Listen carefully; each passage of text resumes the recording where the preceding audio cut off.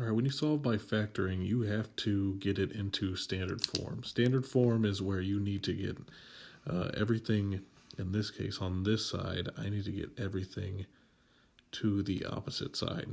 All right, so when I say get it to the opposite side, that means I need to subtract 18, my 18s, as well as my negative 81. So I need to move those across. So when I think of these is you have to subtract 18s, and I'm going to add 81.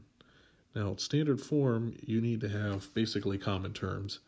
Everything on this side is now going to be 0, but everything that moves on the side that's here is 0, but everything moves across. Well, there's no common terms, so you make your list. Remember, it needs to be the squared term first, so s squared, then minus the variable, and then you have the constant at the end.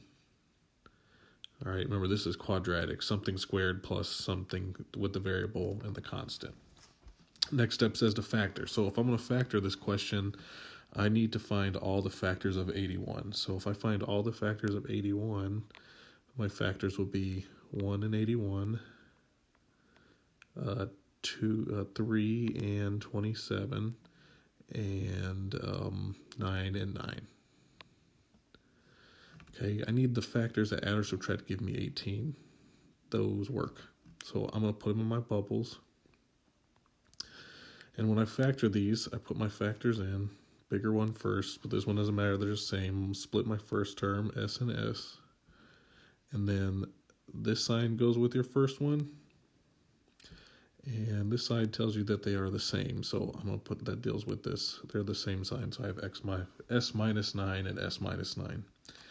Next step, if you look at my steps before, this said you need to set them equal to 0 or do the 0 property. So if I'm solving for them, I'm going to get s is minus 9 is equal to 0, and s minus 9 is equal to 0.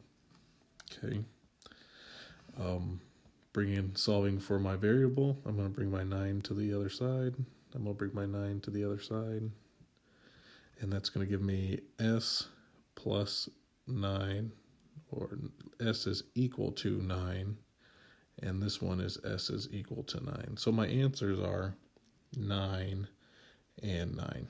Those are my two answers. Remember, you're always going to get 2. Okay. Again, same steps. Just review. I solved to put it in standard. I factored it. I solved first, then I factored, then I solved for my variables to find my answers. All right, let's try another one.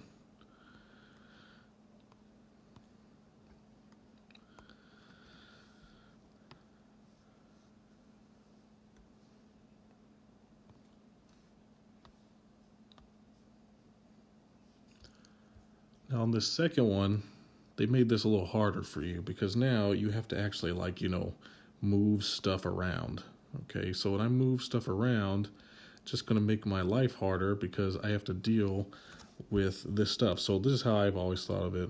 I always want to bring the x squared, everything to the x squared sign. So when I say move everything left, I can also move everything right because I want this to be on the side that I want to use. So let's just move everything here to the other side. So let's think of it like this then. If I want to bring this 7x across, I want to add it. I want to add my 7x. Well, this matches up with that. So I've got my plus 7x there. So if I bring this down, I'm going to have x squared, and then I'm going to have plus 17x. Okay, now this thing here, the 60, I would add 60. That doesn't match anything over here, so it just comes to the other side. And I'm going to add it to my list of my quadratic. Again, everything's now gone on this side, so now I'm stuck with 0. Okay, so I've got 0 equals x squared plus 17x plus 60. I'm going to break this thing down now by factoring my 60. See what my factors are. 1 and 60. That's going to be 2 and 30. 3 and 20. That actually 4 and 15. It's a long one. 5 and 12.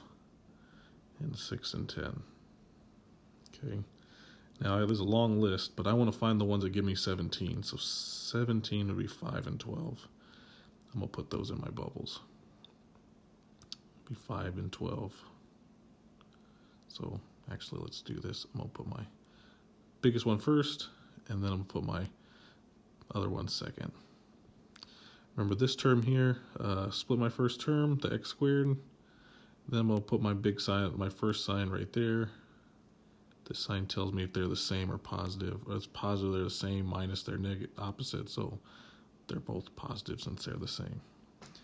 Setting these things equal to 0 now, I'm going to have x plus 12 is equal to 0. And then I'm going to have x plus 5 is equal to 0. Okay. Bringing these across, I'm going to subtract 12. That would give me, when I bring the 12 to the other side, that's going to give me x is equal to minus 12. That's one of my solutions, my answers, my or x intercepts. Then I'm going to subtract this 5, and I'm going to get x equals negative 5. And I'm going to get my final answer. Again, these are my solutions that I want. Okay. Try the next one for me, the one below, which is this x squared minus or equals a minus 7x a minus 12.